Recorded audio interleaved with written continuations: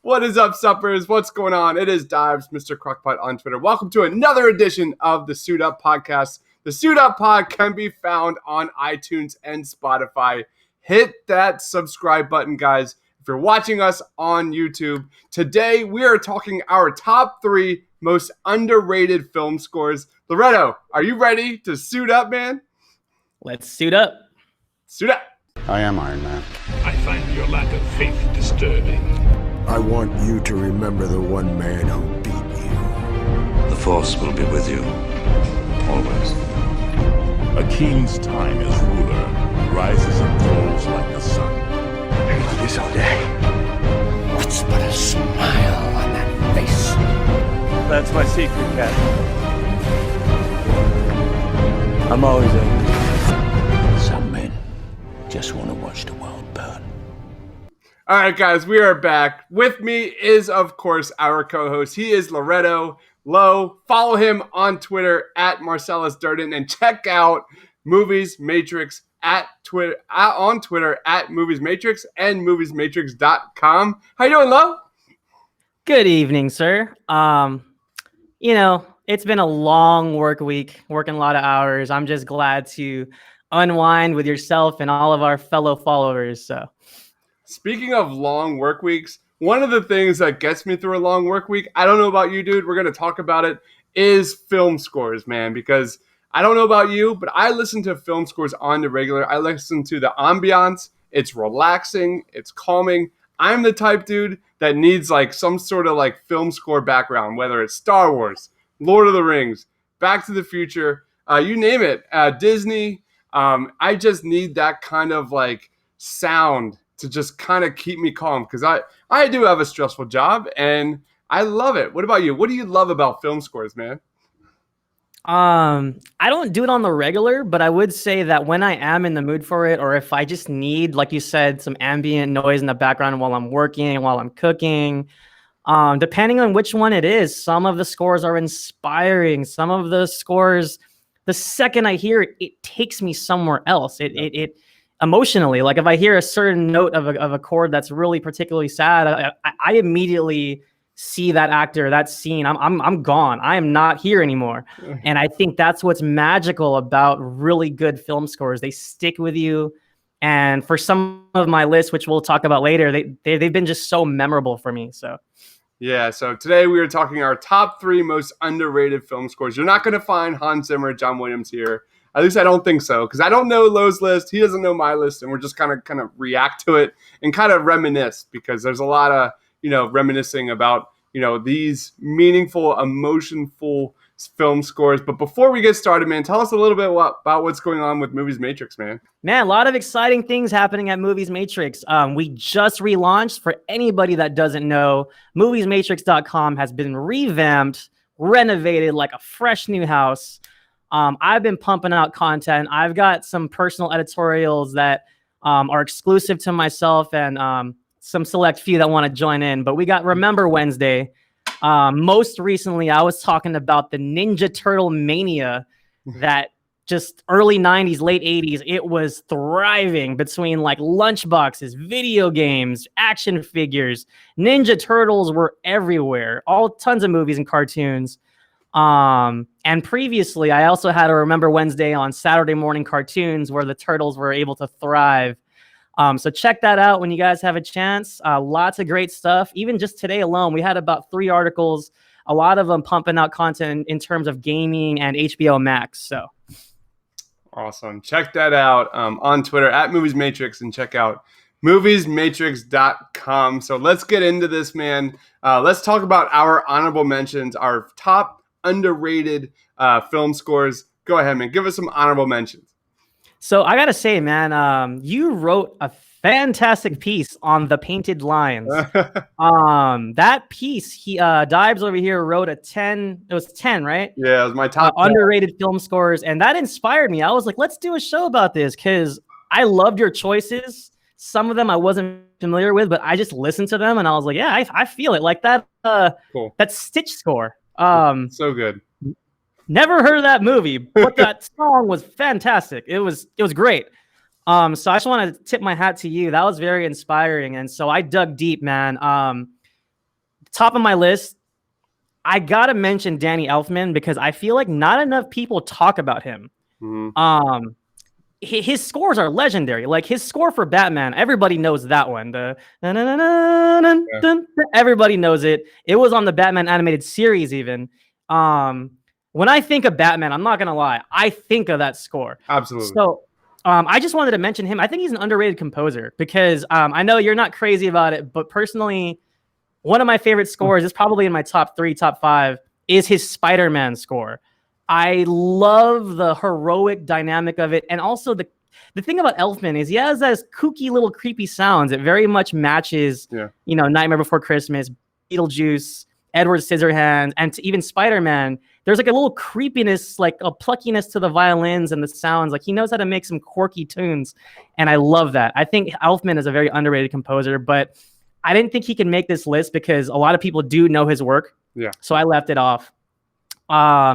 Also, it was really hard for me to eliminate these next 2 I'm going to talk about, but I feel like some scores are just products of their time. For example, first honorable mention goes to Harold Faltermeyer, if I'm saying that correctly. Beverly Hills Cop. Nice. Axel in F, man. It's so 80s. It's a little bit cheesy, Cool. but it's to the movie because the movie itself is a comedy. It's very fun. And the fact that a movie like Monsters vs. Aliens could drop that as a comedic homage to that score, I think that speaks for itself. If you don't know it, it's like na na na na na na na na. Oh, it's just Classic. so iconic. Like it's just such a fun song. And then my next honorable mention, it's kind of like a little bit of an homage to the composer himself.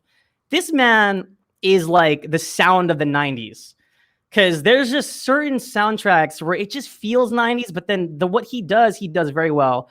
I'm talking about Mark Mancina. If you're not familiar, he did the music for Speed, Twister, Con Air, True Romance, and one of my favorite film scores, Bad Boys. And all of those scores, they're action-packed, they're in your face, they got great drums, and then there's a really rock, like, kinetic feel to it. There's electric guitars here and there. And the thing about Bad Boys, the very second I hear that, dun, dun, dun, dun, dun, dun, I picture Miami and I picture Will Smith and Martin Lawrence talking shit to each other. Like, the minute I hear those notes, I know that's the Bad Boys song. Like, I know it off the top of my head. And also shouts out to Speed, because I think Speed is such a legendary film. And I think part of the tension is because of his score. It's really heart pumping and it has that iconic, it's very like has this anthemic, when Keanu Reeves is trying to find the bomb and he's got to keep the bus above 50, like the score really, really complements that story. So Mark Mancina, man, the sound of the 90s, action blockbusters, so absolutely, man. There was a string of them. You mentioned them. The Rock, Speed. Oh man, there's so many. Twister, Con Air. Like there's like it's all kind of like this Face Off. Like there's like so many classic 90s action films that crushed the soundtrack, the film score. Great choices, man. Way to start us off. Let's go. So I gotta go into my man Brian Tyler. My honorable mention is Into Eternity, Thor: The Dark World, because no one ever talks about Thor: The Dark World. It's like the ugly stepchild of the MCU. No one really likes it. I love Thor. I love Thor Ragnarok. Not so much Thor: The Dark World. It kind of just like, they threw it like under the rug. It's very forgettable. Other than the Into Eternity film score when the mother dies, that's about it. That's pretty much the most memorable part. But the soundtrack is amazing. Brian Tyler is probably one of his best works, man. So even though Thor: The Dark World gets widely forgotten, not this, man. The Into Eternity score, when you see mom like going, over the waterfall, and it's just so heroic, and it just fits Asgard. It's wonderful. There's so much imagination. It is beautiful. When they shoot the arrows. Yes. It's just, that was by far the best moment of the film, but it's, to this day, there's a lot of like, kind of geek out moments in the MCU. So weirdly, this is one of my favorites. So I love Thor: The Dark World, Into Eternity by Mr. Brian Tyler. And my other one, this is going to make me upset. And I actually reviewed this soundtrack for the Painted Lines. It is The Lion King remake back in 2019. I love the soundtrack. So what happened was I went dark. And then before we saw the film, I just kind of like went into the soundtrack because the soundtrack is so famous, obviously. And my score I'm talking about here is He Lives in You by LeBeau M. Just one of Disney's most underrated film scores in all of Disney. And when I heard this, it got like the full treatment. It was so good. Actually, this score is from The Lion King 2. So it's not actually part of the first one. So when this came out, I didn't see the film yet, and I was hoping for something fresh. I was hoping for something like, where are they going to put this? Sorry, Beyonce. This should have been the part where you hear Beyonce and they're like leaving the Oasis and heading back to the Pride Lands. This should have been it. He Lives in You by LeBeau M. It is so good. And it was criminal, man, to not put this into the Lion King remake. I'm just so disappointed. That was like part of why I gave this a negative review. So it was on the soundtrack, but it wasn't actually in the film. Exactly. It was nowhere to be found in the film.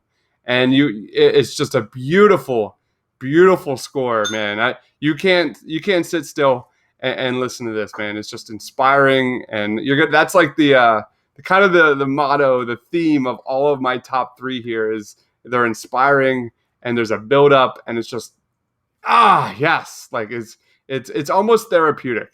All right, let's talk about our top three, man. What's your number three? All right, man. So my number three, it might be an odd choice for some, but I can't help but bring it up because for me, it's literally unforgettable. And the second I could be in another room of the house and I can hear a certain note or a certain tone, and I know what film it is. And I just think that in itself is an accomplishment. So hats off to Mr. Alan Silvestri, who today you guys probably know him for his amazing Endgame score and Avengers work. I mean, the Avengers theme alone is going to go down in history. It's almost as iconic as Star Wars at this point. So Mr. Alan Silvestri back in 1987 did the score for Predator. And I don't know about anybody else, but it's one of those films, like when I was a kid, it'd come on TV, cable TV or HBO, whatever it is. I watched it every single time. And for people, maybe it's too macho. Some people aren't into some of the gore, but if you're into that, it's a fun film. Yeah. And I think Alan Silvestri's score definitely highlights the nature of the film. It's very action oriented. It's very like that main part that I really like. It's very militaristic. Yes. 100%. And it's like I just know, and the commandos are marching through the jungle, and then there's also this really nice horn section. It's kind of eerie, and it really stuck with me, especially when characters were in danger, or you see the predator just majestically looking down at his prey of the jungle, and then you hear like this, and it kind of reminds me of like the only time I ever felt that it came from Lord of the Rings, which was I was doing. I was actually doing that right now.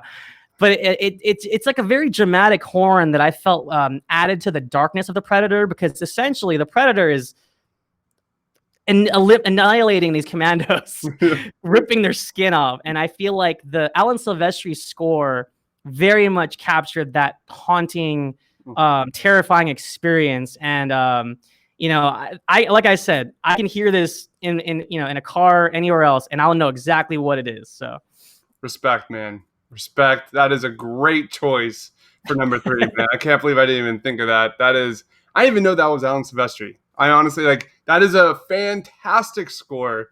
Great choice for underrated. Because a composer needs to set the tone for a film, and that is a a hard, balls to the wall, like, you know, you're getting yourself into this like no holds barred action film, and great choice. I'm just mad I didn't have that myself, man. My number 3 is Tessa from Transformers: Age of Extinction, back in 2014. So this is by Steve Jablonsky, and you know, much to the like, I don't know about you, man. I don't know what your take is on the Transformers movies, but at the time, I'm a diehard Transformers fan, and at the time, the movies sucked. I was not a fan of where the direction of the Transformers franchise was heading. And then, sure enough, how do we fix this? Let's A, add Dinobots, and B, let's completely retool the film score and you know, re-energize. They added Mark Wahlberg in it, and they added some family themes to it. I thought really was effective. I liked Age of Extinction. I had a lot of good times with it. It was fun with me, but I am here to talk about Tessa, and like, it's by Steve Jablonsky, and it's this like 8-9 minute film score, and it's just incredibly inspiring. If you're having a hard day, man, if you're down and if you're upset and you just need a pick me up and you need something to just kind of get you out of the funk, whatever you're going through, listen to this film score, because it is just a triumphant success. It is so inspiring and emotional. And it was in this film, and we saw this opening night in the theater. And this was one of the biggest moments in the film, biggest pieces of the film that stood out to me. It still gives me chills. Not many film scores out there, like Concerning Hobbits. There's a lot of them that I regularly listen to. This is on that list. It is that good. So make sure you check out Tessa. It is in the Transformers: Age of Extinction soundtrack. Not many people talk. I think it's probably the 3rd best Transformers movie, right after like Bumblebee and the original. That's just my opinion. But it is really, really good. Not many people talk about this. Check it out.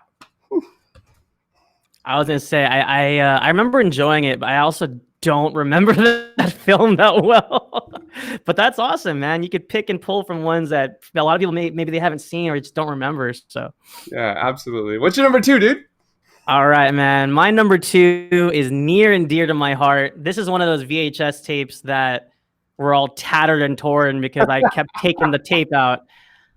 Shout out to David Arnold for doing 1996's Independence Day. I don't know what it is. I don't know what it is with these action scores, but his work on this film was particularly excellent. Again, I can hear these tones and I know what it is. And from when the aliens come in through the clouds and you hear the boom, boom, boom, and they come through the clouds and the ground's shaking. And also, like, I love the very like patriotic, almost heroic theme that you hear later. And Randy Quaid's like, "Hey, Mr. President, let's kick some ass." And you know, like, it's such a fun score for me. It very much hits my nostalgic notes, but also like, because I loved Independence Day as a child. Some people may not get it, and we don't talk about the sequel because I don't even know what the sequel was supposed to be, so I pretend it doesn't exist. But Independence Day is such a classic, like feel good movie for me, and like, it's a good time. It's a perfect popcorn summer flick, and I think the score had to be perfect for it, which I think it is. And also, for anybody that remembers, who doesn't remember Bill Pullman's speech as the president? You know, "We will not go quietly into the night. We're gonna live on." And then in that background, you hear the da-na-na-na-na-na. It's just like, yeah, the world and America, yeah. And it's just, that's what that score does to me. That score gets me pumped, and I'm like Will Smith, like, I'm ready to kick some ass. I want to fly a jet and like fight aliens, and that's what that Independence Day score does for me. It's very, like you said, it has an uplifting effect on me, but also it's just fun, and I think it's a very underrated score. Independence Day. God, another great one, man. Another great one. And, you know, a composer needs to set the stage. They need to set the tone. When we go back to like our movie Magic Pod and you picked Raiders of the Lost Ark, I get it now. I totally get it. Like you love the sweeping adventures and they're like dun, dun, dun, dun, dun, dun, dun, dun, dun. Like it's so You hear it, right? hard. And I think like, and I brought up the word therapeutic, man. And to the core, a composer needs to like kind of match with the director's tone and vision. But on the aside of that, a composer needs to make you feel good. Like the bottom line is you want to go to a movie and feel good. And that's what the film score does. And we talk about how inspiring and full of emotion these things are. And that's a great choice, man. Like that's a great movie. I was thinking of The Mummy. That one's good. It's really good, but it was too popular to me. Like it was like it's too big, and I kind of like see that in the same, not that, but it's like the same kind of like genre. Like it's just so fun, and it just absolutely nails the tone of the film. That's a really great choice. Independence. I was gonna say, I feel like that could be a whole nother show in itself. You know, like classic popcorn summer blockbusters. You know, so absolutely. Oh, Independence Day would be right there. And real quick, just to put a feather on it, I also want to note, like, it's also not just about those iconic themes I was going on about. He actually nails some of the sentimental stuff really well as well, because there's some tragic moments that happen in the film that we don't see. Yeah. And again, it's a whole different side of the score where it's not the action, it's just the sentimental parts and dealing with the tragedy. And again, it's beautiful. It's beautiful. So. Absolutely. My number 2, it's maybe not a movie a lot of people have seen, but this is by the great Aronofsky. I'm going with Death is the Road to Awe in the Fountain back in 2006. The composer is Clint Mansell. It's a movie that just blew my mind visually. The cinematography is incredible. The acting is incredible with Hugh Jackman and Rachel Weisz. It's a really, really deep film. So Darren Aronofsky did like Requiem of a Dream. He did Mother. That's his like more recent film. Black Swan, Pie. Like this is a really, really critically acclaimed director. So The Fountain's a movie that like kind of goes under the rug. Like no one really knows about this. It's divisive to say the least.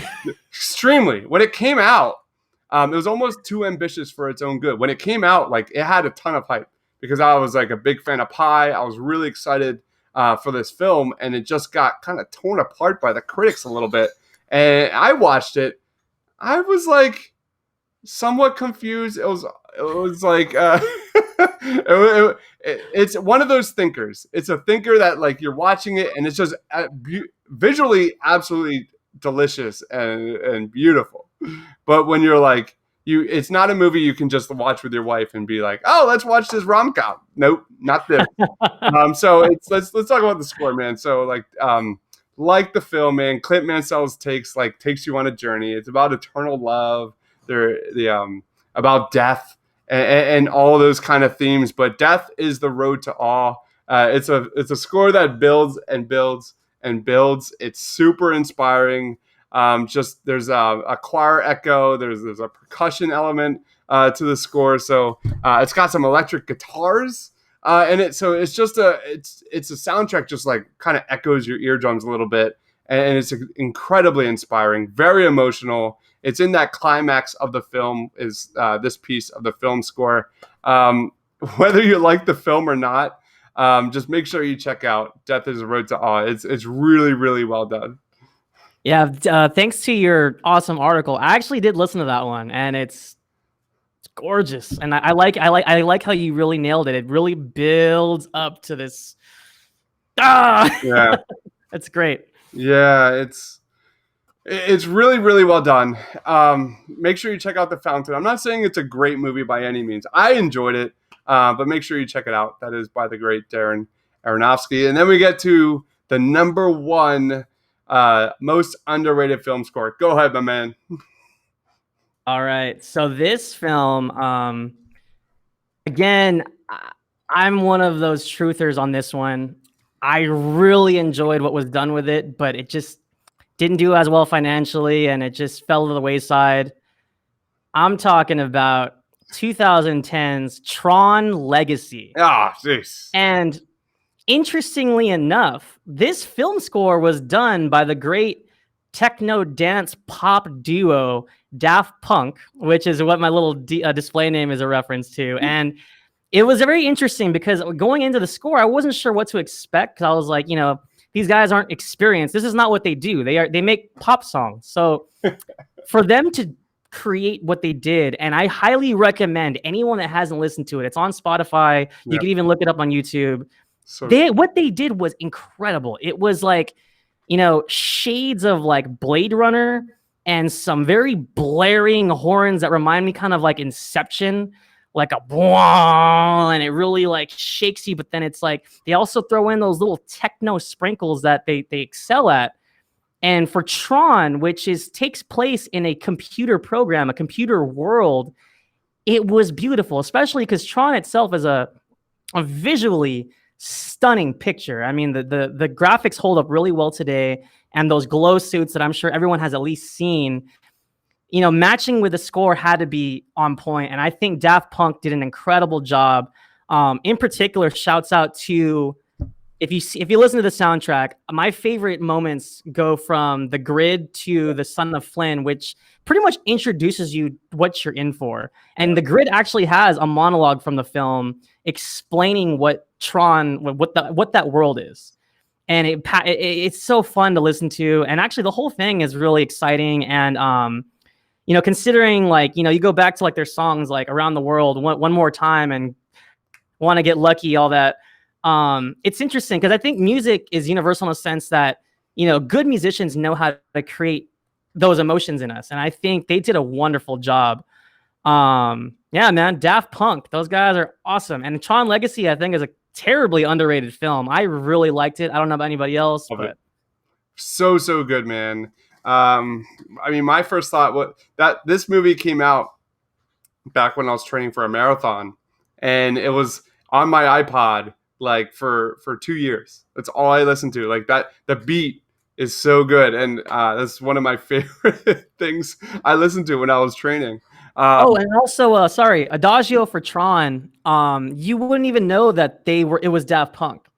Has some very nice strings, very nice, like the arrangement was really well done. It's like, oh shoot, these guys are music, like pop music guys, for them to really nail the cinematic sounds appropriately, I think is incredible. And they were in the film too. They had a little like cameo in the film, and that one theme.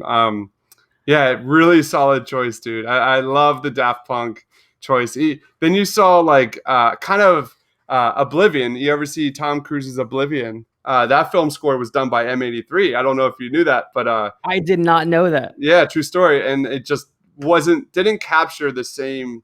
It didn't have that ability to immerse you into Tron Legacy like that. Right. And then one more final side note, because I keep getting distracted. But another reason why I put that as my number one, just to kind of put a stamp on this, it's very much like you. Like that's one of those few records where I have played that constantly. It was in my heavy rotation to say. And sometimes if I'm doing work or homework or whatever it is, that album was played several times for me. And I think its legacy speaks for itself, pun intended. When are we getting a sequel, man? God, well, that's the thing. They were supposed to, but Disney scrapped it because they feel like the response wasn't strong enough because it didn't do well financially. So terrible decisions. I love that film. That was really, really fun. My number one is Snitch. We touched on it. Oh, I didn't know that was your number one. It's cool, man.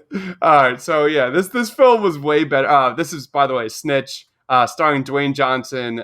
Composer was Antonio Pinto, and this film was way better than anything I had expected. This was back when my wife and I had Movie Pass, and we saw movies like all the time.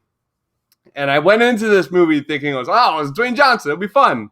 And it was way better than I ever expected it to be. This was like the first time where I was like, wow, Dwayne Johnson is actually an actor.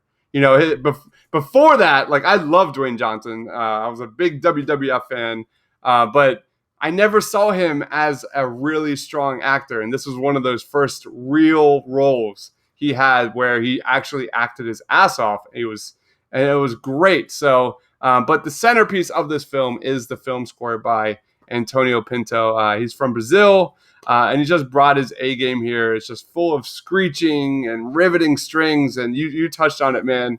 It's just something that really kind of throws you in. It finds that really awesome balance between super relaxing and super suspenseful. I don't know what the word is to define that, but it's kind of just depends on your perspective. But when you think of Dwayne Johnson movies, no one thinks about Snitch. It came out in 2013. No one knows about this movie. It's about a guy that like goes undercover and drives a truck and tries to sneak cocaine. And it's a great film. It's just like the film. It's underrated, and the score is underrated. So make sure you check out Snitch by starring Dwayne Johnson in 2013. Just a really, really fun time. I guarantee you'll like it. Admittedly, I'm one of those people. I was like, what movie is that? Is it streaming anywhere? I'm not sure, but there's some solid Dwayne Johnson movies out there that he's done that are kind of like low-key underrated, like The Rundown. Great movie. That movie is awesome. And you're right. No one talks about that movie. I don't think anybody remembers that movie, but Christopher Walken and Sean William Scott back, when Stifler was the shit. So much fun. And it just, there's a lot of, that was kind of in that same time frame, I think. I could be wrong about that. But that's like kind of how I see it. It is just a really, really riveting film score. And it just was one of those like jaw openers when we saw it in the theater. It was like immediately noticeable. Antonio Pinto. Check it out. Any last comments before we wrap this up, dude? No, man, it was just as fun as I thought it was. So again, thank you for your awesome piece. And if you guys haven't checked it out, you guys should. thepaintedlines.com. Appreciate it, bro. All right, make sure you check out Loretto on Twitter. He is Marcellus Durden. And check out Movies Matrix on Twitter at Movies Matrix and moviesmatrix.com. Check out the recent Ninja Turtles article and all the content you are pumping out, bro. Check it out at Movies Matrix. And for me, I am Dives, Mr. Crockpot on Twitter. For Loretto, for myself, thanks for watching, guys. Stay awesome. Till next time. I am Iron Man. I find your lack of faith disturbing. I want you to remember the one man who beat you. The Force will be with you. Always. A king's time as ruler rises and falls like the sun. I could do this all day. What's but a smile on that face? That's my secret, Captain. I'm always angry. Some men just want to watch the world